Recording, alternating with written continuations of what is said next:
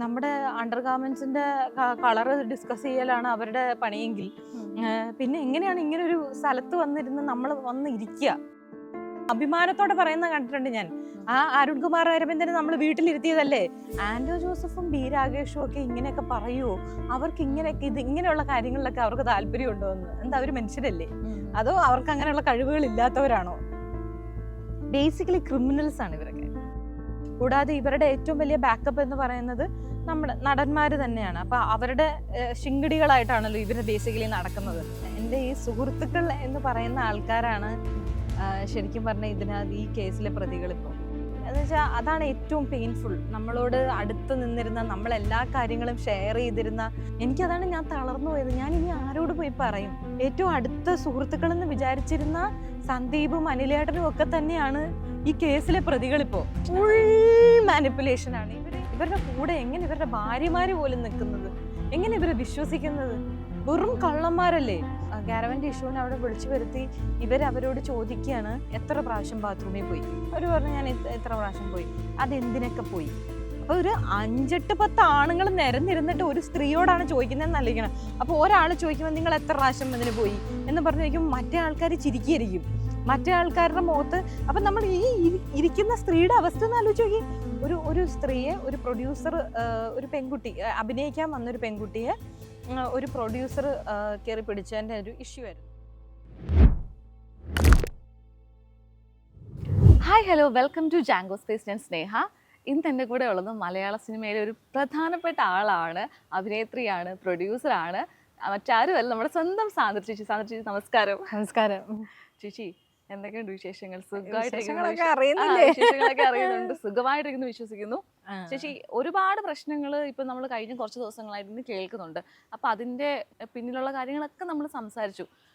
പക്ഷെ ഇപ്പോഴത്തെ ഒരു കറണ്ട് അവസ്ഥ, അല്ലെങ്കിൽ അതിന്റെ ഒരു ഇപ്പോഴത്തെ ഒരു സ്റ്റാറ്റസ് എന്താണെന്ന് ആർക്കും അറിയില്ല. എന്താണ് അതിന്റെ ഒരു കറണ്ട് സ്റ്റാറ്റസ് എന്ന് പറഞ്ഞു കഴിഞ്ഞാൽ അവര് ഈ വെടക്കാക്കി തനിച്ചാക്കുക എന്ന് പറഞ്ഞ പോലത്തെ ഒരു സ്ട്രാറ്റജിയാണ് അവർ പിടിക്കുന്നത്.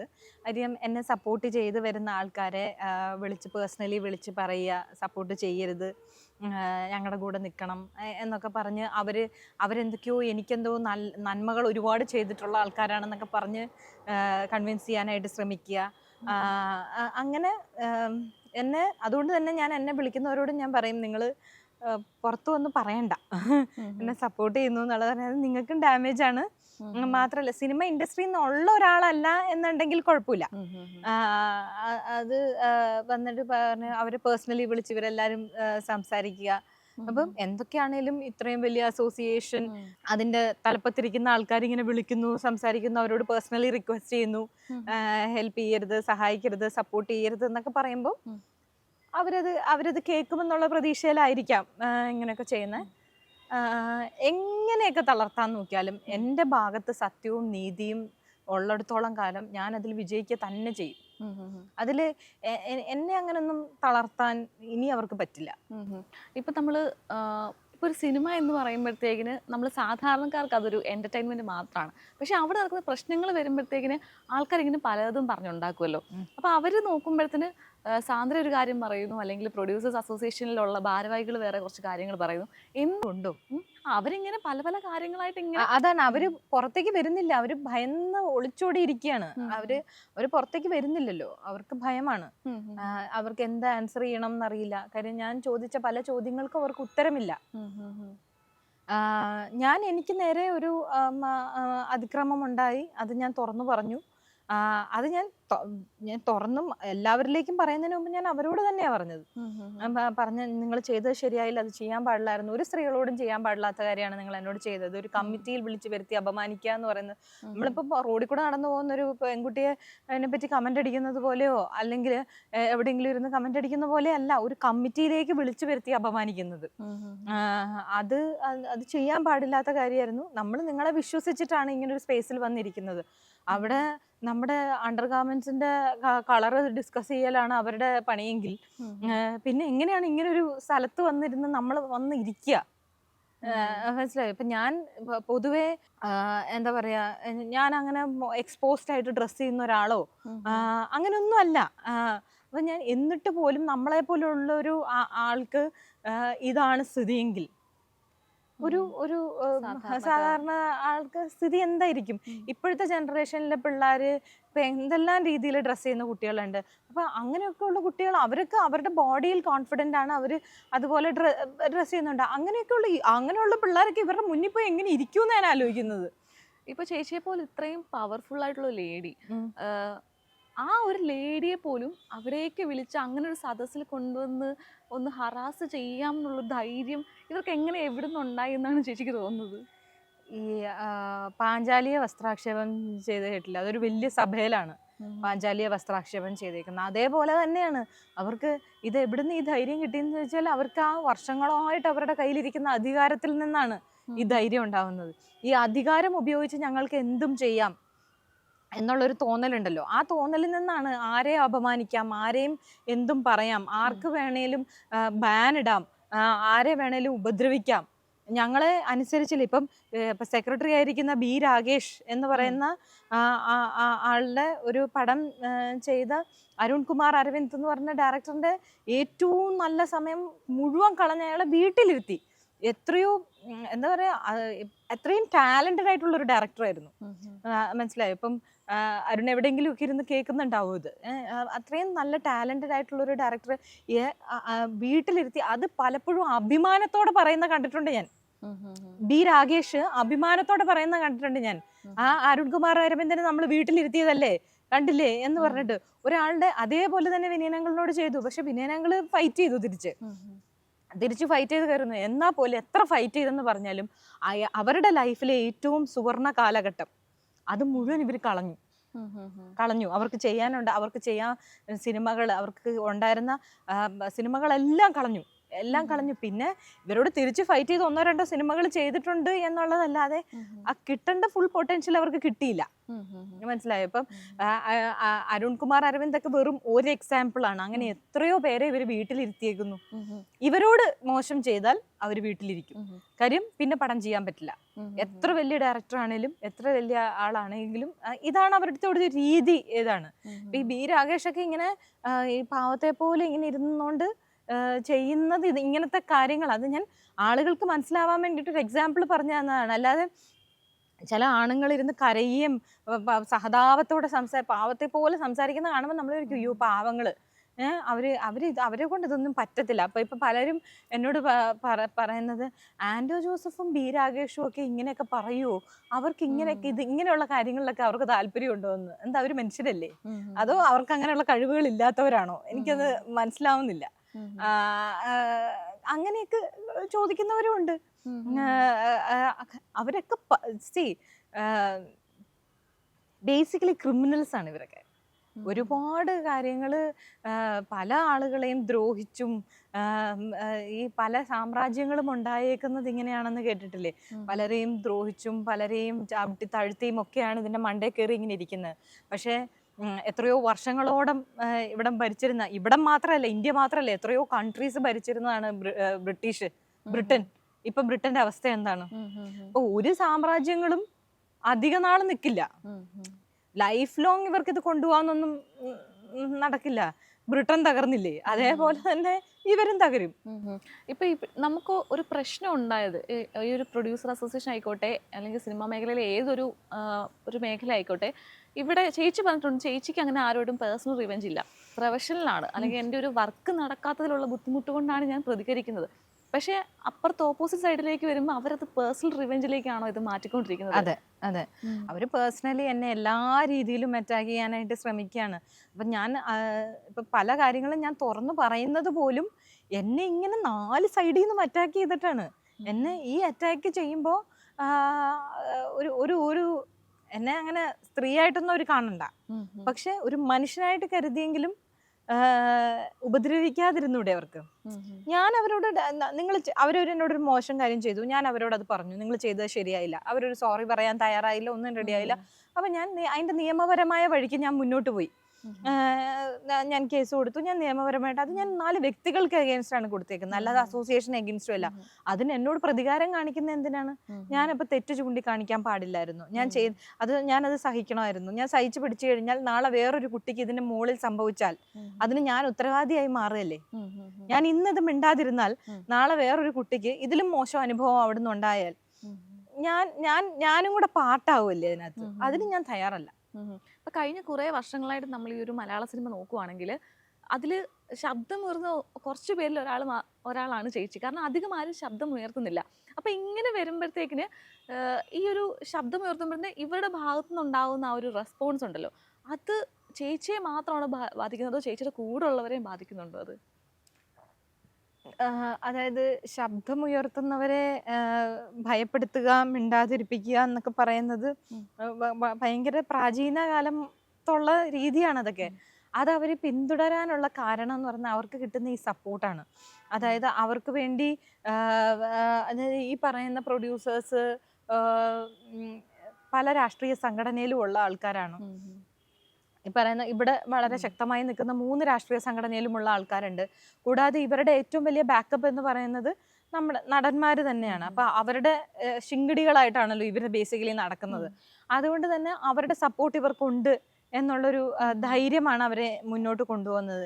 എനിക്ക് തോന്നുന്നില്ല ഇവർ ഈ വൃത്തികേടുകളൊക്കെ കാണിച്ചിട്ടാണ് ഈ സ്ഥാനം നിലനിർത്തിക്കൊണ്ട് പോകുന്നതെന്ന് പറഞ്ഞാൽ അവർ പോലും സപ്പോർട്ട് ചെയ്യുമെന്ന് എനിക്ക് തോന്നുന്നില്ല. പിന്നെ എൻ്റെ കൂടെ നിൽക്കുന്നവരെ ഉപദ്രവിക്കുന്നുണ്ടോ എന്ന് ചോദിച്ചു കഴിഞ്ഞാൽ, ഇപ്പം എന്നെ സഹായിക്കാനായിട്ട് ഇപ്പം ഞാൻ ഇങ്ങനൊരു കേസുമായിട്ട് മുന്നോട്ട് വന്നപ്പോൾ ഒരുപാട് പേരെന്നെ വിളിച്ചായിരുന്നു. ഒരുപാട് പേരെന്നെ വിളിച്ചിട്ട് അവരുടെ അനുഭവങ്ങളെ കുറിച്ച് പറഞ്ഞു. ഞാനും എൻ്റെ അനുഭവം തുറന്നു പറയാം, ഞാൻ പറഞ്ഞു വേണ്ട, ഞാൻ ഇതിനകത്തെ അവസാനത്തെ ബലിയാടാ, അത് മതി. ഇങ്ങനെ ശബ്ദമുയർത്തിയതിൻ്റെ പേരിൽ പുറത്താക്കുക, അല്ല അച്ചടക്ക ലംഘനം എന്നൊക്കെ പറഞ്ഞൊരു പേരിട്ട് പുറത്താക്കുക, അല്ലെങ്കിൽ മോശക്കാരിയാക്കുക, ഇങ്ങനെ എന്ത് വേണമെങ്കിലും ചെയ്തോട്ടെ, അതിൻ്റെ അവസാനത്തെ ബലിയാടാണ് ഞാൻ. ഇനി വേറൊരാൾ അതിൻ്റെ പേരിൽ ഉണ്ടായിക്കൂടാ. അതുകൊണ്ട് തന്നെ വേണ്ട എന്ന് ഞാൻ പറഞ്ഞു. അത് ഇപ്പൊ ഇവര് ആളാരാന്ന് പറഞ്ഞാലല്ലേ അവരെ അറ്റാക്ക് ചെയ്യാൻ ചെല്ലുള്ളൂ. അവരറിയണ്ട. ഇപ്പൊ ഞാൻ മതി, 1000 കോഴിക്ക് അരക്കാടാന്നല്ലേ. അപ്പൊ അത് ഞാൻ മതി അവർക്ക്.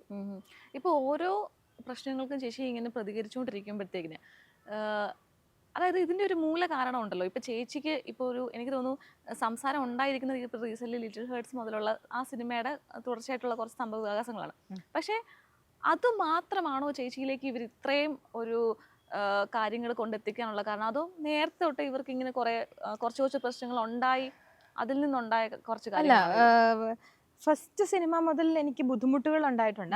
അത് ബുദ്ധിമുട്ടുകൾ എന്ന് പറഞ്ഞു കഴിഞ്ഞാൽ അത് ഒരു സ്ത്രീ ആയതുകൊണ്ട് ഒരിക്കലും ആൾക്കാർക്ക് അംഗീകരിക്കാൻ ബുദ്ധിമുട്ടാണ്. അവർ ചെയ്യുന്ന ജോലി ഒരു സ്ത്രീ വന്ന് ചെയ്യുക, അതിൽ അവർക്ക് കിട്ടാത്ത പേര് എനിക്ക് കിട്ടുക, അവർക്ക് കിട്ടാത്ത റെക്കഗ്നിഷൻ എനിക്ക് കിട്ടുക എന്നൊക്കെ പറയുമ്പോൾ അവർക്കത് അംഗീകരിക്കാൻ പറ്റാത്ത. എന്നെക്കാൾ മുമ്പ് എത്രയോ മുമ്പ് സിനിമകൾ ചെയ്തേക്കുന്ന പല പ്രൊഡ്യൂസേഴ്സിനും മൈക്ക് കിട്ടുന്നില്ല.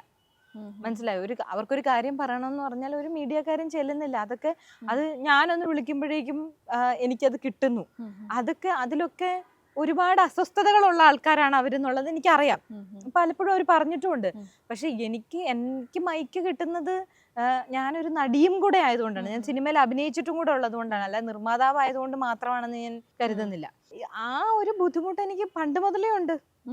പല എൻ്റെ ഫസ്റ്റ് സിനിമ മുതൽ എനിക്ക് ആ ബുദ്ധിമുട്ടുകൾ പല രീതിയിൽ വന്നിട്ടുണ്ട്. പക്ഷെ ഈ സിനിമയിൽ എത്തിയപ്പോഴേക്കും അതിൻ്റെ ഒരു പീക്കിലെത്തി എന്ന് വേണം പറയാനായിട്ട്. അത് ഇപ്പൊ എൻ്റെ സിനിമ കൊണ്ട് അവർ നശിപ്പിച്ചു കളഞ്ഞു. ആ നശിപ്പിച്ചു കളഞ്ഞതിന് എൻ്റെ ആദ്യത്തെ സിനിമയല്ല, ഇതിനു മുമ്പും പല സിനിമകളും ഇവരത് ചെയ്തിട്ടുണ്ട്. മനസ്സിലായി? അത് ചെയ്തിട്ടുണ്ട്. അതില് ഞാൻ പറയാൻ ആഗ്രഹിക്കുന്നത് എൻ്റെ അവസാനത്തെ ആയിരിക്കണം. ഇനി വേറെ ആരെയും ഇങ്ങനെ, അതായത് ഇത്ര കഷ്ടപ്പെട്ട് ഒരു സിനിമ പിടിച്ച് അതിൻ്റെ എല്ലാ സ്ട്രഗിളും കഴിഞ്ഞ് ഒരു സിനിമ കൊണ്ട് തിയേറ്ററിൽ ഇറക്കി കഴിയുമ്പോൾ അത് അവസാനം കൊണ്ടുവന്ന് കലവടച്ച് കളയുക എന്ന് പറയുന്ന സാധനം ഉണ്ടല്ലോ, അത് അവർക്ക് ആ പെയിൻ മനസ്സിലാവാത്തത് കൊണ്ടായിരിക്കും. അവരത് കാര്യം ഈ പവർ പൊസിഷനിൽ ഇരിക്കുന്നവർക്ക് അവരതിൽ കൂടെ കടന്നു പോയിട്ടില്ലല്ലോ. അതുകൊണ്ടാണ് അവർ ഇത് മറ്റുള്ളവരോട് ഇത് ചെയ്യുന്നത്. ഇത് വേറെയും സിനിമകൾക്ക് ചെയ്തിട്ടുണ്ട്. ഇപ്പൊ കഴിഞ്ഞ ദിവസം ഒരു വീഡിയോ ഞാൻ ഇങ്ങനെ കണ്ടപ്പോഴാണ് എനിക്ക് മനസ്സിലായത്, ഞാൻ ആദ്യത്തെ ആളല്ല, ഇതിനു മുമ്പും പലരോടും ചെയ്തിട്ടുള്ള അവരുടെ ടെസ്റ്റഡ് ആൻഡ് ട്രൈഡ് ഫോമിലെയാണ് അവർ എൻ്റെ അടുത്തും പയറ്റിയത്. ഇപ്പോൾ ആസ് എ പ്രൊഡ്യൂസർ നമ്മൾ നമ്മുടെ സെറ്റിലേക്ക് പോകുമ്പോഴത്തേന് എല്ലാവർക്കും ഒരു പ്രിവിലേജ് ആയിരിക്കുമല്ലോ കിട്ടുന്നത്. ഇപ്പോൾ ചേച്ചിയുടെ സെറ്റിലേക്കൊക്കെ പോകുമ്പോഴത്തേന് അവിടെ ഇതുപോലുള്ള എന്തെങ്കിലുമൊക്കെ ബുദ്ധിമുട്ടുകൾ ഉണ്ടായിട്ടുണ്ടോ? തീർച്ചയായിട്ടും ഉണ്ട്. ഒരു ഒരു ഒരു ഞാൻ പലപ്പോഴും ഈ മെയിൽ പ്രൊഡ്യൂസേഴ്സ് ഇവരോട് തന്നെ ഞാൻ പറഞ്ഞിട്ടുണ്ട്, നിങ്ങൾ വെറുതെ ഒന്ന് കൂട്ടിന് വന്ന് നിൽക്ക്, വെറുതെ ഒന്ന് പേരിന് വന്ന്, നിങ്ങൾ ആരെങ്കിലും ഉണ്ടെന്ന് കേൾക്കുമ്പോൾ ഒന്ന് അത്രയും ഒരു ഇത് കാണിക്കാതിരിക്കും. കാര്യം പേര് മാത്രമേ ഉള്ളൂ പ്രൊഡ്യൂസർ എന്ന്, മനസ്സിലായോ? അത് നമ്മൾ അനുഭവിക്കുന്ന പെയിൻ, നമ്മളോട് കാണിക്കുന്ന രീതി, പെരുമാറുന്ന രീതി ഒക്കെ ഭയങ്കര, അവർക്ക് ഭയങ്കര ഓൾറെഡി മൈൻഡ് വേറൊരു രീതിയിൽ സെറ്റാക്കിയാണ് നമ്മളോട്. എന്താ പറയാ, എനിക്കത് പറഞ്ഞാൽ അത് വെറുതെ ഇരുന്ന് എണ്ണിപ്പെറുക്കലായിട്ട് ആൾക്കാർക്ക് തോന്നും, മനസ്സിലായി? ഇതെന്തിനാ ഇങ്ങനെ എല്ലാം നമ്മൾ എണ്ണിപ്പെറുക്കേണ്ട കാര്യമില്ലല്ലോ. പക്ഷെ ഒരുപാട് സ്ട്രഗിളാണ് ഒരു ഫീമെയിൽ പ്രൊഡ്യൂസർ. ഇപ്പം നമുക്ക് അങ്ങനെ ഒരു ബാക്കപ്പ് ഉണ്ട്. ഇപ്പോൾ ഒരു നടൻ്റെ ഭാര്യയായിട്ട് നിൽക്കുകയാണ്, അല്ലെങ്കിൽ ഒരു അച്ഛൻ പ്രൊഡ്യൂസറാണ്, അല്ല അച്ഛൻ്റെ ആക്ടറാണ്, അല്ലെങ്കിൽ മകളിത് വന്ന് ചെയ്യുകയാണെങ്കിൽ ഓക്കെയാണ്, പ്രശ്നങ്ങളില്ല. അപ്പം നമുക്ക് അങ്ങനെ ഒരു ബാക്കപ്പോ ഇതൊന്നുമില്ല, നമ്മൾ ഒറ്റയ്ക്ക് വന്ന് നിന്ന് സിനിമ ചെയ്യുന്ന ആളാണ്. അപ്പോൾ അത് ഇച്ചിരി പാടാ. ചേച്ചി അപ്പോൾ വിശ്വസിക്കുന്നുണ്ട്, അതായത് ഒരു ഇൻഡസ്ട്രിയിൽ നമ്മൾ സാധാരണ സംസാരിക്കുന്നത് ഒരു ആക്ടർ ആവാൻ, അല്ലെങ്കിൽ ഒരു ആക്ട്രസ് ആവാൻ ഒരു ഗോഡ് ഫാദർ വേണം, അല്ലെങ്കിൽ ഒരു സിനിമാ പാരമ്പര്യം വേണം എന്നൊക്കെ. പക്ഷെ എല്ലാ മേഖലയിലും ആ ഒരു ഹോൾഡ് വേണമെന്ന് ചേച്ചി വിശ്വസിക്കുന്നുണ്ടോ നിലനിന്ന് പോവാൻ? അത് വേണം. അതില്ല എന്നുണ്ടെങ്കിൽ ഇല്ലാതെ നിൽക്കാം. ഇപ്പൊ എന്നെ പോലുള്ള ആൾക്കാരൊക്കെ അങ്ങനെ നിൽക്കുന്നവരില്ല, ഇല്ലാതെ നിൽക്കാം. പക്ഷെ ബുദ്ധിമുട്ടാണ്, ഒരുപാട് സ്ട്രഗിളാണ്. നമ്മൾ അവസാനം കുറെയൊക്കെ നമ്മുടെ പ്രായത്തിന്റെ ഒക്കെ ഒരു എനർജി വെച്ച് നമ്മൾ ഫൈറ്റ് ചെയ്യും. പക്ഷെ ഒരു ഏജ് കഴിഞ്ഞ് കഴിയുമ്പോൾ നമ്മളെ കൊണ്ട് ഇതിനുള്ള ശക്തി ഇല്ലാണ്ടാവും, നമ്മൾ മെന്റലി ഡൗൺ ആവും. ഇങ്ങനെ എത്ര നാളാണ് നമ്മൾ ഫൈറ്റ് ചെയ്ത് നിൽക്കുക. അപ്പൊ അല്ലെങ്കിൽ എന്നെയൊക്കെ എന്നേ അവര് എറിഞ്ഞ് കളഞ്ഞാനെ, സിമ്പിളായിട്ട് എടുത്ത് കളയായിരുന്നു. പക്ഷെ എൻ്റെ ഒരു വിൽ പവർ കൊണ്ട്, ഞാൻ ഫൈറ്റ് ചെയ്ത് നിൽക്കുന്നത് കൊണ്ട് മാത്രമാണ് ഞാൻ ഇത്രയും കൊല്ലം ഇവിടെ എനിക്ക് നിൽക്കാൻ പറ്റിയത്. ഇപ്പോൾ 2012 മുതൽ ഇവിടെ ഉള്ള ഒരാളാണ്. പക്ഷെ ആ സമയം മുതൽ ഇന്നേ വരെ നമുക്ക് എന്തായാലും ഇൻഡസ്ട്രിയിൽ, അല്ലെങ്കിൽ ഈ ഒരു പ്രൊഡ്യൂസർ അസോസിയേഷനിൽ നമുക്ക് ആത്മബന്ധമുള്ള ആൾക്കാരും സുഹൃത്തുക്കളും കാണുമല്ലോ, നമ്മുടെ ഇതെന്ന് തോന്നുന്നവർ. അപ്പോൾ അങ്ങനെയുള്ളവരൊന്നും ചേച്ചിക്ക് ഇല്ലായിരുന്നു? അതായത് ഇത്രയും ഒരു ഇഷ്യൂ വന്നപ്പോഴും ചേച്ചിയെ പുറകിൽ നിന്ന് എല്ലാവരും കൂടാണ് കുത്തിയതല്ലേ? കാരണം വിശ്വസിച്ചത് പോലും. അതാ പറഞ്ഞ, എൻ്റെ ഈ സുഹൃത്തുക്കൾ എന്ന് പറയുന്ന ആൾക്കാരാണ് ശരിക്കും പറഞ്ഞ ഈ കേസിലെ പ്രതികളിപ്പോ. വളരെ അടുത്ത സുഹൃത്തുക്കളായിരുന്നു. അതാണ് എനിക്ക് ഏറ്റവും ഷോക്കിംഗ് എന്ന് പറയുന്നത്. നമ്മുടെ സുഹൃത്തുക്കൾ, നമുക്കൊരു സുഹൃത്തായിരിക്കാം, അവർക്ക് നമ്മൾ സുഹൃത്തായിരിക്കണമെന്നില്ല, മനസ്സിലായോ? ഒരു ലൈഫ് ലെസൺ. അത് നമുക്കവര് സുഹൃത്തായിരിക്കാം, അവര് നമ്മളെ സുഹൃത്തായിട്ടായിരിക്കില്ല കാണുന്നത്. എന്ന് വെച്ചാൽ അതാണ് ഏറ്റവും പെയിൻഫുൾ. നമ്മളോട് അടുത്ത് നിന്നിരുന്ന, നമ്മളെല്ലാ കാര്യങ്ങളും ഷെയർ ചെയ്തിരുന്ന, നമുക്കിപ്പം എനിക്കതാണ്, ഞാൻ തളർന്നു പോയത്. ഞാൻ ഇനി ആരോട് പോയി പറയും? എൻ്റെ വിഷമം ഞാൻ ഇനി ആരോട് പറയും? കാര്യം ഏറ്റവും അടുത്ത സുഹൃത്തുക്കളെന്ന് വിചാരിച്ചിരുന്ന സന്ദീപും അനിലേട്ടനും ഒക്കെ തന്നെയാണ് ഈ കേസിലെ പ്രതികളിപ്പോ. എന്നിട്ട് അവര് പച്ചക്കള്ളങ്ങള് പറഞ്ഞു പരത്തുന്നു. എങ്ങനെ അവരെ കൊണ്ട് അത് സാധിക്കുന്നു എന്ന് എനിക്ക് മനസ്സിലാവണില്ല. എനിക്കറിയില്ല. ഇത് ഏതെങ്കിലും ഒരു കോടതിന്ന് മനസ്സിലായത് അവർക്ക് അതിന് ശിക്ഷ കിട്ടും എന്ന് തന്നെയാണ് ഞാൻ. ഏറ്റവും ഷോക്കിംഗ് ആയിട്ടുണ്ടായിരുന്ന ഇവരുടെ പേരുകൾ തന്നെ കേട്ടപ്പോഴാണ്. അല്ലെങ്കിൽ ആ സമയത്ത് പോലും ചേച്ചി അവിടെ പോയി ആ ഒരു മീറ്റിംഗ് അറ്റൻഡ് ചെയ്തതിനു ശേഷവും ചേച്ചി വീണ്ടും അവരെ ട്രസ്റ്റ് ചെയ്തു. 1-2 ആളുകളെ ട്രസ്റ്റ് ചെയ്തിട്ട് അവർ പറയുന്നതൊക്കെ വിശ്വസിച്ച് കുറെ കാര്യങ്ങൾ ചെയ്തു. അപ്പോഴാണ് മനസ്സിലാവുന്നത് ഇതെല്ലാം കൂടി ഒത്തുകളി ആയിരുന്നുള്ളത്. അപ്പോ ഏറ്റവും ഷോക്കിംഗ് ആയിട്ടുള്ളത് ഈ 1-2 ഇപ്പൊ പറഞ്ഞ പേരുകൾ തന്നെയായിരുന്നു. സ്നേഹ അത്യാവശ്യം റിസർച്ച് ചെയ്തല്ലോ. അതെ, എനിക്ക് ആദ്യം ഇത് സന്ദീപ് എന്നോട് പറഞ്ഞ, സന്ദീപ് എൻ്റെ വളരെ അടുത്ത സുഹൃത്തായിരുന്നു. അപ്പം സന്ദീപ് ഇത് ആദ്യം എന്നോട് പറയുമ്പോൾ എനിക്ക് ഭയങ്കര ഷോക്കായിരുന്നു. അപ്പോഴും ഞാൻ ഇപ്പം തന്നെ ചോദിക്കും എന്ന് പറഞ്ഞപ്പോൾ സന്ദീപ് എന്നോട് ചോദിക്കരുത്, ഞാൻ സാൻഡ്രോടുള്ള ഫ്രണ്ട്ഷിപ്പിൻ്റെ പുറത്ത് പറഞ്ഞതാണ്, ചോദിക്കരുത് എന്ന് പറഞ്ഞു. പക്ഷെ ചോദിക്കരുതെന്ന് പറഞ്ഞെങ്കിലും ഇങ്ങനൊരു കമ്മിറ്റിയിൽ, നമ്മളൊരു സാധാരണ ഒരു സ്ഥലത്തേക്ക് വിളിച്ചിരുത്തി കമൻ്റ് അടിക്കുന്നതോ കളിയാക്കുന്നതോ പോലെ അല്ല, ഒരു കമ്മിറ്റിയിൽ വിളിച്ചിരുത്തി ഒരു സീരിയസ് ഡിസ്കഷൻ നടക്കുന്നതിൻ്റെ ഇടയ്ക്ക് ഇവരിരുന്ന് അത് ഡിസ്കഷൻ നടക്കുന്നതിൻ്റെ ഇടയ്ക്ക് എന്ന് പറയുമ്പം ഇവിടെ ഒരാൾ ഷൗട്ട് ചെയ്യുന്നു. അതായത് സിയാദ് കോക്കർ ഷൗട്ട് ചെയ്യുന്നു, ബഹളം വെക്കുന്നു, ഡെസ്കിലടിക്കുന്നു, എഴുന്നേറ്റ് നിൽക്കുന്നു, ബഹളം വെക്കുന്നു. അങ്ങനെ അതായത് ഇതിൻ്റെ ഒരു ഇൻറ്റൻസിറ്റി മനസ്സിലാവണമെങ്കിൽ അതിൻ്റെ അടുത്ത ആഴ്ച ഈ ഡെസ്കിലടിച്ചതിൻ്റെ പുറത്ത് ഡെസ്ക് പൊട്ടി വീണു, മനസ്സിലായോ? അത്രയും ആയത്തിൽ ഇവർ അടിക്കുന്നതും ബോളം വെക്കുന്നതും ഒച്ച വെക്കുന്നതൊക്കെ. അവിടെ ഇവിടെ ഭയപ്പെടുത്തുന്നു, കുറെ പേര് മിണ്ടാതിരിക്കുന്നു, അപ്പുറത്തെ സൈഡിൽ കമന്റടി, ബഹളം, ചിരി. ഇതിന്റെ നടുക്കിരിക്കുന്ന ഒരാളുടെ ഹ്യൂമിലിയേഷൻ ഉണ്ടല്ലോ, അതെനിക്ക് എത്രത്തോളം മറ്റുള്ളവർക്ക് പറഞ്ഞാൽ മനസ്സിലാവും എന്നറിയില്ല. അത്രയും ഞാൻ ഹ്യൂമിലിയേറ്റഡ് ആയി അവിടെ. ഞാൻ ആകെ വിഷമിച്ചിരിക്കുമ്പോഴാണ് സന്ദീപ് ഇത് പറയുന്നത്. അത് കഴിഞ്ഞ് പിന്നെ ഈ പറഞ്ഞ പോലെ സന്ദീപിനെ, അനിലേട്ടനെയൊക്കെ തന്നെ ഞാൻ വീണ്ടും വിശ്വസിച്ചു. അനിലേട്ടനൊക്കെ എൻ്റെ അടുത്ത് ആണയിട്ട് പറഞ്ഞു ഞാൻ അതിനകത്തില്ല. അനിലേട്ടൻ പറഞ്ഞു സാൻഡ്രോയിഡ് ഇതാരാ പറഞ്ഞേ എന്ന് മാത്രം അവർക്ക് അറിഞ്ഞാൽ മതിയായിരുന്നു. അപ്പം പിന്നെ ഇതേ സന്ദീപ് തന്നെ അവസാനം എന്നെ വോയിസ് മെസ്സേജ് കേൾപ്പിച്ചു തന്നു. ഇവരുടെ എക്സിക്യൂട്ടീവ് കമ്മിറ്റി ഗ്രൂപ്പിനകത്ത് ഇവർ സംസാരിക്കുന്ന കാര്യങ്ങൾ സന്ദീപും കേൾപ്പിച്ചു തന്നു. അതിനുശേഷം അനിലേട്ടനും എന്നെ കേൾപ്പിച്ചു തന്നു. അപ്പൊ എനിക്ക് രണ്ടുപേരുടെയും ട്രൂ കളർ കിട്ടി എന്നുള്ളതാണ് മനസ്സിലായി. ഇവര് മാനിപ്പുലേഷൻ ആണ്. ഇവര് എങ്ങനെയാണ് ഇതിങ്ങനെ ഒരു മനുഷ്യനെ ട്രസ്റ്റ് ചെയ്യാതെ ഒരു മനുഷ്യനെ എങ്ങനെയാണ് ഇവരിങ്ങനെ മുന്നോട്ട് പോകുന്നതെന്ന് എനിക്ക് മനസ്സിലാകാത്ത. ഇവരുടെ കൂടെ എങ്ങനെ ഇവരുടെ ഭാര്യമാര് പോലും നിൽക്കുന്നത്, എങ്ങനെ ഇവരെ വിശ്വസിക്കുന്നത്? വെറും കള്ളന്മാരല്ലേ, വെറും കള്ളന്മാരല്ലേ. ഇത് മുഖത്ത് നോക്കി കള്ളത്തരം പറയുക, എന്നിട്ട് ഞാൻ പറയുന്നത് വിശ്വസിക്കും, ഞാനില്ല എന്നൊക്കെ പറയുമ്പോഴേ ഞാൻ ശരിക്കും വിശ്വസിച്ചെന്നേ. ഈ സന്ദീപിനെയും അനിലേട്ടനെയും ഒക്കെ ഞാൻ വിശ്വസിച്ചു. പക്ഷെ അവരൊക്കെ കള്ളന്മാരാണ്, വെറും കള്ളന്മാരാണ്. എന്ന് അപ്പം എനിക്ക് ഉറപ്പാണ് അവരുടെ ഭാര്യമാരെ പോലും ഇങ്ങനെ പറഞ്ഞായിരിക്കും പറ്റിക്കുന്നത്. ആര് കേട്ടാലും വിശ്വസിക്കും. ഞാൻ അതിനകത്തില്ല, ഞാനില്ല എന്ന് പറയുമ്പോ ആരാ വിശ്വസിക്കാത്തത് ആ പറയുന്ന രീതിയില്?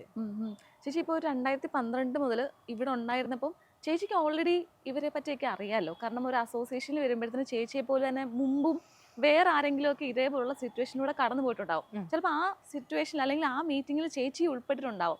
പക്ഷെ ആ സമയത്തും ചേച്ചി എപ്പോഴെങ്കിലും മൗനം പാലിച്ചിട്ടുണ്ടോ? അല്ലെങ്കിൽ ഇതേപോലുള്ള സിറ്റുവേഷൻ വേറൊരാൾക്ക് ഉണ്ടായപ്പം അങ്ങനെ ഏതെങ്കിലുമൊക്കെ നമ്മുടെ സാഹചര്യം ആയിരിക്കാം, അങ്ങനെ മിണ്ടാതിരിക്കേണ്ടി വന്നിട്ടുണ്ടോ? ഇല്ല. അതിന്റെ കാരണം ഞാനൊരു മീറ്റിങ്ങിലും ഇരുന്നിട്ടില്ല. ഒരേ ഒരു പ്രാവശ്യം ഒരു മീറ്റിങ്ങിൽ ഇരിക്കേണ്ടി വന്നിട്ടുള്ളൂ. അതിന്റെ കാര്യം പറയുന്നതിന് മുമ്പ് വേറെ ഒരു ആക്ട്രസിനെ അവരവിടെ വിളിച്ചു വരുത്തിയത് ഞാൻ അറിഞ്ഞു കഴിഞ്ഞപ്പം വിളിച്ചു വരുത്തിയത് ഒരു കാരവൻ്റെ ഇഷ്യൂ ആയിരുന്നു. അപ്പം കാരവൻ്റെ ഇഷ്യൂവിന് അവിടെ വിളിച്ചു വരുത്തി അവരോട് ചോദിക്കുകയാണ് എത്ര പ്രാവശ്യം ബാത്റൂമിൽ പോയി. അപ്പം അവർ പറഞ്ഞു ഞാൻ ഇത്ര പ്രാവശ്യം പോയി. അതെന്തിനൊക്കെ പോയി? അപ്പൊ ഒരു 5-10 ആണുങ്ങൾ നിരന്നിരുന്നിട്ട് ഒരു സ്ത്രീയോടാണ് ചോദിക്കുന്നതെന്ന് ആലോചിക്കണം. അപ്പൊ ഒരാൾ ചോദിക്കുമ്പോൾ നിങ്ങൾ എത്ര പ്രാവശ്യം അതിന് പോയി എന്ന് പറഞ്ഞു ചോദിക്കുമ്പോൾ മറ്റേ ആൾക്കാർ ചിരിക്കുകയായിരിക്കും, മറ്റേ ആൾക്കാരുടെ മുഖത്ത്. അപ്പം നമ്മൾ ഈ ഇരിക്കുന്ന സ്ത്രീയുടെ അവസ്ഥ ഒന്ന് ആലോചിച്ച് നോക്കി. അപ്പം എനിക്കത് കൃത്യമായിട്ട് അറിയാം, ഞാനത് പലവട്ടം അനുഭവിച്ചിട്ടുള്ള ഒരാളായതുകൊണ്ട് അറിയാം. ഇത് ഞാൻ അവിടെ അസോസിയേഷനിൽ തന്നെയുള്ള മറ്റൊരു വ്യക്തി പറഞ്ഞിട്ടാണ് ഞാൻ അറിയുന്നത്. അത് എന്നോട് കളിയാക്കിയാ പറയുന്നത്, മനസ്സിലായോ? നമ്മളിങ്ങനെ ഇരുത്തി അവരോട് ചോദിച്ചില്ലേ അവര് എത്ര പ്രാവശ്യം ബാത്റൂമിൽ പോയെന്ന് ചോദിച്ചു, അതിങ്ങനെ അതിലവരങ്ങ് കിടുങ്ങിയില്ലേ എന്നൊക്കെ പറഞ്ഞിട്ട് പറയണ. ഞാൻ പറഞ്ഞു നിങ്ങൾ എന്ത് വർത്താനാണ് ഈ പറയുന്നത്? ഒരു സ്ത്രീയെ കൊണ്ടിരുത്തി ഇങ്ങനെ ഹ്യൂമിലിയേറ്റ് ചെയ്തിട്ട്. ഞാൻ നല്ല വർത്താനം പുള്ളിയുടെ അടുത്തും പറഞ്ഞു. അത് കഴിഞ്ഞ് ഞാൻ അവരെ വിളിച്ചു, ഈ ആക്ട്രസിനെ ഞാൻ വിളിച്ചിട്ട് ഞാൻ പറഞ്ഞു ചേച്ചി എൻ്റെ ഫുൾ സപ്പോർട്ട് നിങ്ങൾക്കുണ്ട്, എനിക്കറിയാം നിങ്ങൾ എന്തിൽ കൂടെയാണ് കടന്നു പോയെന്നുള്ളത്. അതിൽ ഞാൻ അതിനു മുമ്പ് വരെ എനിക്ക് അവരോട് വേറെ പല കാര്യങ്ങളിലും അഭിപ്രായ വ്യത്യാസമുള്ള ഒരാളാണ് ഞാൻ. പബ്ലിക്കായിട്ട് അത് ഞാൻ ഇട്ടിട്ടുമുണ്ട്. പക്ഷെ ഈ ഇൻസിഡന്റ് വന്നപ്പോൾ ഞാൻ അവരെ അങ്ങോട്ട് വിളിച്ചിട്ട് ഞാൻ പറഞ്ഞു ചേച്ചി നിങ്ങളത് അപ്പോഴേ പ്രതികരിക്കണമായിരുന്നു. അത് എനിക്കറിയാം നിങ്ങൾ എന്തായിരിക്കും ആ സമയത്ത് കടന്നു കയറി. ഞാനിങ്ങനെ ഇരുന്നിട്ടുണ്ടെന്നേ. ഇരിക്കുമ്പോൾ നമ്മളൊരു പ്രശ്നവുമായി നമ്മളൊരു ഇഷ്യൂ ആയിട്ട് അവിടെ ചെല്ലുമ്പോൾ ഒരു 8-10 ആണുങ്ങൾ അങ്ങോട്ട് നിരന്നിരിക്കും. എന്നിട്ട് നമ്മളെ പല രീതിയിലാണ് ക്വസ്റ്റ്യൻ ചെയ്യുന്നതും. ബഹളം വെക്കുന്നു, ഒരാൾ ബഹളം വെക്കുന്നു, ഇങ്ങനെ നമ്മളെ എന്താ പറയാ, എനിക്ക് ഇതൊന്നും അങ്ങനെ ഒരു സിറ്റുവേഷനിലൊന്നും പലരും കടന്നു പോയിട്ടുണ്ടാവില്ല. അങ്ങനെ ഉണ്ടെങ്കിലേ അവർക്കത് പറഞ്ഞാൽ മനസ്സിലാവുള്ളൂ. ഒരു കമ്മിറ്റിക്കകത്ത് ഇരുന്ന് ഒരാളെ തേജോവധം ചെയ്യുക എന്ന് പറയില്ല, അങ്ങനത്തെ സ്ഥിതിയാണ്. അപ്പം പിന്നെ ഒരു കമ്മിറ്റിയിൽ ഞാൻ ഇരുന്നിട്ടുള്ളെന്ന് പറഞ്ഞാൽ അന്ന് വേറെ സ്ത്രീകളാരും ഇല്ലാത്തത് കൊണ്ട് ഒരു സ്ത്രീയെ ഒരു പ്രൊഡ്യൂസർ, ഒരു പെൺകുട്ടി അഭിനയിക്കാൻ വന്നൊരു പെൺകുട്ടിയെ ഒരു പ്രൊഡ്യൂസർ കയറി പിടിച്ചതിൻ്റെ ഒരു ഇഷ്യൂ ആയിരുന്നു. അപ്പം അവരെ എന്തോ മെസ്സേജ് അയച്ച് എവിടെയോ വരാൻ പറഞ്ഞ് അങ്ങനെ എന്തോ ഒരു ഇഷ്യൂ ആയിരുന്നു. അതിന് എന്നെ വിളിച്ചു. അപ്പം ഞാൻ വേറെ സ്ത്രീകളാരും ഇല്ലാത്തതുകൊണ്ടാണ് എന്നെ വിളിച്ചതെന്ന്. അപ്പം ഞാൻ അവിടെ ചെന്നു, ഇതായിരുന്നു മീറ്റിങ്ങിൽ ഇരുന്ന് കഴിഞ്ഞപ്പം ഇവര് ഡൈവേർട്ട് ചെയ്ത് കൊണ്ടുവന്നത് ആ പെൺകുട്ടിയുടെ മിസ്റ്റേക്കാണ്. അവിടെ അതായത് ഈ നിർമ്മാതാവ് മെസ്സേജ് അയച്ചപ്പോൾ ഈ പെൺകുട്ടി റിപ്ലൈ ചെയ്തു ഇന്ന സ്ഥലത്ത് വരാമോ എന്ന് ചോദിച്ചപ്പം ശരി വരാം എന്ന് പറഞ്ഞു. അപ്പം വരാമെന്ന് വയ്ക്കുമ്പോൾ ഈ കുട്ടി ഓൾറെഡി അഭിനയിക്കാൻ താല്പര്യമുണ്ടെന്ന് പറഞ്ഞിട്ടുണ്ട്. അപ്പം താല്പര്യമുണ്ട്. അപ്പോൾ ഒരു നിർമ്മാതാവ് താല്പര്യമുള്ളൊരു പെൺകുട്ടീനെ വിളിക്കുമ്പോൾ അത് ഒന്നിലെ സ്ക്രീൻ ടെസ്റ്റ് ചെയ്യാൻ അല്ലെ അങ്ങനെ എന്തെങ്കിലും കാരണത്തിനായിരിക്കും വിളിക്കുന്നതെന്നല്ലേ ആലോചിക്കുള്ളൂ. അപ്പം ഇല്ല ഞാൻ വരൂല എന്ന് പറയുന്നത് എങ്ങനെയാ? അഭിനയിക്കാൻ താല്പര്യമുള്ളൊരു കുട്ടി. ഇപ്പം ആളുകൾ പലപ്പോഴും ആയിരിക്കും എന്തിനാണ് ഇങ്ങനെയൊക്കെ പോകുന്നേ എന്ന് ചോദിക്കും. പക്ഷെ ഒരു അഭിനയിക്കാൻ താല്പര്യമുള്ളൊരു കുട്ടി ഒരാളെ അപ്രോച്ച് ചെയ്തേക്കുന്നു, ഒരു ഡയറക്ടറെയോ പ്രൊഡ്യൂസറെയോ ഏതെങ്കിലും ടെക്നീഷ്യനെ അപ്രോച്ച് ചെയ്തേക്കുന്നു. അപ്പം അവർ വിളിക്കുകയാണ് ഇന്ന സ്ഥലത്തേക്ക് ഒന്ന് വരാവോ, ഒന്ന് സ്ക്രീൻ ടെസ്റ്റ് ചെയ്യാനാണ് വരാമെന്ന് ചോദിക്കുമ്പോൾ വരാമെന്നല്ലേ പറയാൻ പറ്റുള്ളൂ. അപ്പൊ ഈ കുട്ടി വരാന്ന് പറയുന്നു. അവിടെ ചെന്ന് കഴിഞ്ഞപ്പോൾ ഈ കുട്ടിയെ കയറി പിടിച്ചു. അപ്പം അപ്പൊ ആ കുട്ടി അതിനെ റെസിസ്റ്റ് ചെയ്തു, ശരിയായില്ല, ബഹളം വെച്ചു, അസോസിയേഷൻ കംപ്ലൈന്റ് കൊടുത്തു. അപ്പം ഇത് ആ നിർമ്മാതാവിനെ ന്യായീകരിച്ചുകൊണ്ട് ഈ കുട്ടിയെ കുറ്റപ്പെടുത്തി ഇവര് ഒരു ഫൈനൽ വേർഡിക്റ്റ് പറയാൻ പോയപ്പോൾ ഞാനത് തടഞ്ഞു. നിർമ്മാതാക്കളുടെ സംഘടനയൊക്കെ തന്നെ ആയിരിക്കാം, പക്ഷെ ഈ കാര്യത്തിൽ നിർമ്മാതാവാണ് കുറ്റക്കാരൻ. ഒരാളോട് വരാൻ പറഞ്ഞു കഴിഞ്ഞാൽ പിന്നെ വരികയല്ലാതെ പിന്നെ എന്ത് ചെയ്യും? അവിടെ ചെന്ന് ഇപ്പം എല്ലാ പെൺകുട്ടികളും അച്ഛനെയും അമ്മേനെയും എല്ലാം കൂട്ടിക്കൊണ്ട് പോകണമെന്നുണ്ട്. ഇപ്പൊ അച്ഛനെയും അമ്മേനെയും കൂട്ടിക്കൊണ്ട് വരാത്ത പെൺകുട്ടികളെല്ലാം മോശം കുട്ടികളാണോ? അല്ലെ മോശം ബാക്ക്ഗ്രൗണ്ടിൽ നിന്ന് വരുന്നവരാണോ? അല്ല, അവർക്ക് പോകാൻ ധൈര്യമുണ്ട്, അവർക്ക് അവരുടെ കാര്യങ്ങൾ നോക്കാം. ഇപ്പൊ എന്നോട് തന്നെ എൻ്റെ ചേട്ടന് വേണ്ടി ഒരു കഥ കേൾക്കാവോ, എൻ്റെ ഹസ്ബൻഡ് കഥ എഴുതിയിട്ടുണ്ട് എന്നൊക്കെ പറഞ്ഞ് വിളിക്കുന്നവരെ ഞാൻ നോക്കാറില്ല. അത് പറയാൻ അവർക്ക് കപ്പാസിറ്റി ഇല്ല. അവർക്ക് വേണ്ടി വേറൊരാളാണ് സംസാരിക്കണ്ടേ? അല്ലല്ലോ, നമ്മുടെ കാര്യം നമ്മളല്ലേ സംസാരിക്കണ്ടേ? അപ്പം അങ്ങനെ പോയൊരു കുട്ടിയായിരിക്കും, ധൈര്യമുള്ള കുട്ടിയായിരിക്കും. അതിനെ എന്തിനാ മോശക്കാരിയായിട്ട് കാണുന്നത്? അതിനെ ഉടനെ എല്ലാവരും കൂടി ഒരു 10-12 പേരിരുന്നോണ്ട് അങ്ങ് പറയാണ് ഈ കുട്ടി മോശക്കാരിയാണെന്ന്. ഒരു പ്രൊഡ്യൂസേഴ്സ് അസോസിയേഷൻ ഇതുവരെ കണ്ടിട്ടില്ലാത്ത ഒരു പെൺകുട്ടി അസോസിയേഷൻ എന്നൊക്കെ പറയുമ്പോൾ ഭയങ്കര ഇതായിട്ടായിരിക്കുമല്ലോ എല്ലാവരുടെയും മനസ്സില്. അല്ല, ഇത്രയും വലിയൊരു അസോസിയേഷൻ അവിടോട്ട് എന്നെ വിളിച്ചേക്കുന്നു, അവിടെ ചെന്ന് കഴിയുമ്പോൾ ഇവരെല്ലാരും കൂടി ഇങ്ങനെ പറയുമ്പോൾ ആ കൊച്ചിന്റെ അവസ്ഥ എന്തായിരിക്കും? മനസ്സിലായി. ഞാൻ എതിർത്തു. അതുകൊണ്ട് തന്നെ പിന്നെ ഒരു മീറ്റിംഗിൽ എന്നെ വിളിച്ചിട്ടില്ല.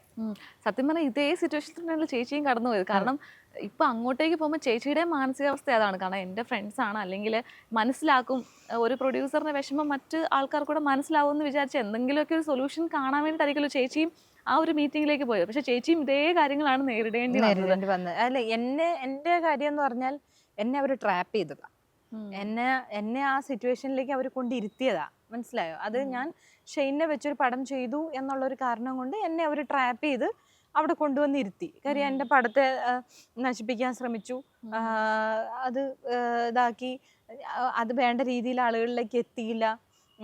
അത് അങ്ങനെയൊക്കെ വന്നു കഴിഞ്ഞപ്പോൾ ഞാൻ തന്നെ അവരോട് റിക്വസ്റ്റ് ചെയ്ത് എന്നെ അവിടെ കൊണ്ടുവന്നിരുത്തിയതാണ്. അപ്പൊ ഇതിലൊക്കെ അവർക്കൊരു പ്ലഷർ ഉണ്ട്. മനസ്സിലായോ? എല്ലാവരും ചിരിക്കുന്നത്, അവർക്കൊക്കെ ഭയങ്കര സന്തോഷമാണ് ഒരാളെ തളർത്തിയല്ലോ. പക്ഷെ അവർക്ക് കയ്യിൽ നിന്ന് എല്ലാത്തിനും ഒരു വിധിയുണ്ട്, എല്ലാത്തിനും ഒരു ചില നിമിത്തങ്ങളും ഉണ്ട്. കയ്യിൽ നിന്ന് പോയത് എവിടെയാണെന്ന് വെച്ചാൽ, അങ്ങനെ ഒരു മെസ്സേജ് എനിക്ക് വരുമെന്നോ, ആ അവരുടെ കൂട്ടത്തിൽ നിന്ന് തന്നെ ഒരാള് ഇതെനിക്ക് പറഞ്ഞു തരുമെന്നോ അവരോർത്തില്ല. അല്ലെങ്കിൽ ഈ പറയുന്ന കാര്യങ്ങളൊന്നും ഇപ്പൊ പുറത്തേക്ക് വരില്ല. ഈ അസോസിയേഷന്റെ ഒരു കാര്യങ്ങളും, അസോസിയേഷൻ എന്ന് പറയുന്നത് ഈ പറയുന്ന വ്യക്തികളുടെ കുറച്ച് വ്യക്തികൾ അതിങ്ങനെ പിടിച്ചടക്കി വെച്ചേക്കുവാണല്ലോ. ഇവരുടെ ഒരു കാര്യങ്ങളും അല്ലെങ്കിൽ പുറത്തേക്ക് വരില്ല. വന്നത് എന്തുകൊണ്ടാ? ഇതിനെല്ലാം ഓരോ നിമിത്തങ്ങളുടെ പ്ലാനിങ്ങിൽ എന്തോ ഒരു ചെറിയ ബുദ്ധിമുട്ടുണ്ടായി അല്ലേ? അങ്ങനെ തന്നെ വിശ്വസിക്കാം. ഇപ്പൊ ചേച്ചി, നമ്മുടെ ഈ ഒരു ഇൻഡസ്ട്രി ഇപ്പൊ സ്ത്രീകൾ ഒരുപാടുള്ള ഇൻഡസ്ട്രിയാണ്, പക്ഷേ സ്ത്രീകൾ അങ്ങോട്ടും ഇങ്ങോട്ടും സപ്പോർട്ട് ചെയ്തൊരു ഇൻഡസ്ട്രി ആയിട്ട് തോന്നിട്ടുണ്ടോ? കാരണം ചേച്ചി പോയൊരു സഭയിൽ തന്നെ ഒരു സ്ത്രീ ഉണ്ടായിരുന്നു, അവരിതെല്ലാം കണ്ടിട്ട് കുനിഞ്ഞിരിക്കുകയാണ് ചെയ്തത്. നമ്മൾ എന്തും ആയിക്കോട്ടെ, ഏതൊരു സിറ്റുവേഷനിലായിക്കോട്ടെ, നമ്മൾ ഒരു ആത്മാഭിമാനം ഉണ്ടെങ്കിൽ, അല്ലെങ്കിൽ ഒരു അഭിമാനമുള്ള സ്ത്രീ ആണെങ്കിൽ മറ്റൊരാൾക്ക് വേണ്ടി, ഹ്യൂമൻ ബീങ്ങിന് വേണ്ടി ഒരു റെസ്പോണ്ട് ചെയ്യുമല്ലോ, അല്ലെങ്കിൽ ഒന്ന് പ്രതികരിക്കുമല്ലോ. അങ്ങനെ പോലും അവിടെ ഒരു പ്രതികരണം ഉണ്ടായിട്ടില്ല. അപ്പം അങ്ങനെ ചേച്ചിക്ക് തോന്നുന്നുണ്ടോ ഇവിടെ അങ്ങനെ ഒരു സപ്പോർട്ട് അങ്ങോട്ടും ഇങ്ങോട്ടും കിട്ടാത്തൊരു ഇൻഡസ്ട്രി ആണെന്ന്? ഇൻഡസ്ട്രിയുടെ കുഴപ്പമാണോ അതോ നമ്മുടെയൊക്കെ വളർത്തുദോഷമാണോ? അത് വളർത്തുദോഷമാണെന്ന് എനിക്ക് തോന്നുന്നുള്ളൂ, അല്ലാതെ ഇൻഡസ്ട്രിയുടെ കുഴപ്പമായിട്ട് അത് തോന്നുന്നില്ല. നമ്മളെ ഒരു പെൺകുട്ടി മറ്റൊരു പെൺകുട്ടിക്ക് വേണ്ടി നിൽക്കണം എന്നുള്ളത് അത് വീട്ടിൽ നിന്ന് പറഞ്ഞു കൊടുക്കാത്തതിന്റെ പ്രശ്നമായിരിക്കും. അതല്ലാതെ എന്താ അതിന് പറയാൻ പറ്റുന്നത്? നമ്മൾ ഇപ്പൊ ഏതൊരു ആളാണെങ്കിലും ഒരാൾക്കൊരു ബുദ്ധിമുട്ട്, ഒരു ഹ്യൂമൻ ബീയിങ് എന്ന് വെച്ചോ, അത് സ്ത്രീയായിട്ട് പോലും കരുതണ്ട, മറ്റൊരാള് സഫർ ചെയ്യുന്ന കാണുമ്പോൾ നമ്മൾ അവരെ ഒന്ന് ഹെൽപ്പ് ചെയ്യില്ലേ? അതുപോലും ഇല്ലാതെ കുനിഞ്ഞ് താഴോട്ട് നോക്കിയിരിക്കുക എന്ന് പറയുന്നത് എന്തിനാണ് അവരൊക്കെ എല്ലാവരുടെയും കൈയും കാലും പിടിച്ച് വോട്ട് പിടിച്ച് ഇങ്ങനെ ഒരു അസോസിയേഷനിൽ കയറി ഇരിക്കുന്നതെന്ന് എനിക്ക് അറിഞ്ഞൂടാ. അവർ എന്തിനു വേണ്ടിയിട്ട് എന്ത് അധികാരം കിട്ടാനാണ് അവരവിടെ കയറി ഇരിക്കുന്നത്? ഇങ്ങനെ ആണുങ്ങൾക്ക് വേണ്ടിയിട്ട് ഇങ്ങനെ വീശി കൊടുത്ത് നിൽക്കാൻ വേണ്ടിയിട്ടോ? അതൊന്നും ശരിയായ കാര്യമല്ല. സ്ത്രീകൾ അത് ആണുങ്ങളാണ് ചെയ്യുന്നെങ്കിലും സ്ത്രീകളാണ് ചെയ്യുന്നതെങ്കിലും തെറ്റ് കണ്ട തെറ്റാന്ന് പറയണം. അപ്പൊ ഞാൻ അത് കഴിഞ്ഞിട്ട് ഞാൻ അവരെ വിളിച്ച് ഞാൻ പറഞ്ഞേ എനിക്കിങ്ങനെ ബുദ്ധിമുട്ടുണ്ടായി എന്നൊക്കെ പറഞ്ഞു കഴിഞ്ഞപ്പോൾ അവനോട് അയ്യോ ഞാനും ഓർത്തു സാൻഡ്രയ്ക്ക് എന്തിനാ അവരവിടെ വിളിച്ച് വരുത്തി അപമാനിച്ച് എന്തിനാ ഇൻസൾട്ട് ചെയ്തതെന്ന് ഞാൻ ഓർത്തു. ഞാൻ പറഞ്ഞിട്ട് എന്താ മിണ്ടാതിരുന്ന് എന്ന് ചോദിച്ചാൽ പറയാം ഞാൻ ഒന്ന് ആൻഡ്രോ ചേട്ടനോടൊന്ന് ചോദിക്കട്ടെ, ഞാൻ ഒന്ന് അവരെ വിളിച്ചിട്ട് തിരിച്ചു വിളിക്കാന്ന് പറഞ്ഞ ആളുടെ അഡ്രസ്സ് പിന്നില്ല. നമ്മൾ സ്ത്രീകൾ മാത്രമാണോ അവിടെ ഈ പ്രശ്നങ്ങളൊക്കെ നേരിടുന്നത്? പുരുഷന്മാർക്കും ഇതേ അവസ്ഥ തന്നെ അവിടെ നേരിടേണ്ടി വരും?